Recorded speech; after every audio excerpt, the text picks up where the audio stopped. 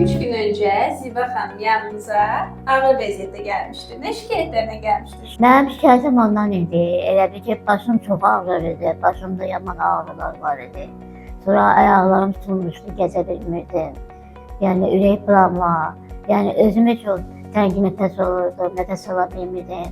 Özümü çox belə pis hiss eləyirdi. Bir həftə ki, yemək yemirdiniz. Yox, yox. Yeməkdən də imtina eləmişdiniz. İmtina eləmişdim. Qarın getməsi və kəskin Bəli, sürətlə bəli. yemək yeməmək vardı. Benim çıxarımı görəndən sonra başa düşdüm ki, mənim ancaq həkimim sel çıxarım ola bilər. Mən ancaq düz ünvana gəlib çıxmışam. Ona görə də mən yavaş-yavaş sağlamışam.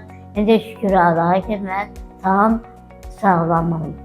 Tamamilə belə deyək, qucaqda gətirilmiş bir vəziyyətdə idi. O qədər halsızlıq var idi, o qədər həm qıcıqlanmış bağırsaq sindromu var idi, həm beyin qan dövranının pozuntusu var idi, yıxılırdım. içərlənməsi və yıxılması Başım var idi. gidirdi. Sevinç xanım olmasaydı yəqin ki, mən heç burada oturmazdım. Mən ona çox təşəkkür edirəm. Mən Sevinç xanıma çox minnətdaram. Demək olar ki, o mənim bütün həyatımı xilas etdi. Mənə təzədən ömür bağışladı. Razı oldunuz, mənə inandınız, güvəndiniz. Mən sizə elədiniz. inandım ona görə. Həmişə belə sağlam qalın, həmişə belə gözəl qalın. Yaxşı.